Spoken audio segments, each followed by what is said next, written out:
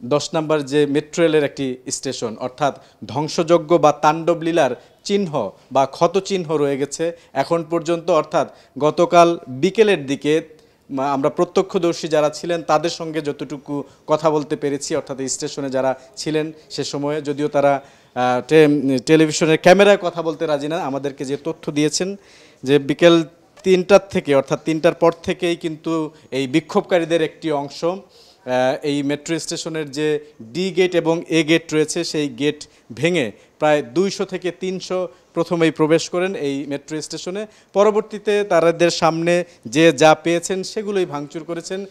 Fire alarm, অর্থাৎ fire যে বক্সগুলো রয়েছে এই মেট্রো স্টেশনের, সেই বক্সে চাইনিজ কুড়াল রয়েছে, তারা সেই বক্স ভেঙেছেন। বক্স ভাঙার পরে চাইনিজ কুড়ালটি বের করেছেন। চাইনিজ কুড়াল দিয়ে তারা এখানে যতগুলো কক্ষ রয়েছে সেই কক্ষতে গ্লাসের যে জানালা বা দরজাগুলো রয়েছে সেগুলো কিন্তু তারা একে একে ভেঙেছেন। পরবর্তীতে তারা যেটি করেছেন, এখানে অত্যন্ত মূল্যবান অসংখ্য বস্তু রয়েছেন, বিশেষ করে কম্পিউটার থেকে শুরু করে অন্যান্য যে জিনিসপত্র রয়েছে সেই জিনিসপত্রগুলো কিন্তু তারা লুট করেছেন, কোনোটি ভেঙেছেন। মেট্রো স্টেশনে যে টিকিট ভেন্ডিং মেশিন বা টিভিএমগুলো রয়েছে সেগুলো তারা ভেঙে ফেলেছেন, সেখানে যে প্রয়োজনীয় জিনিসপত্র ছিল সেগুলো তারা চুরি করেছেন, লুট করেছেন, এরকম তথ্য প্রমাণও এখানে কিন্তু রয়েছে।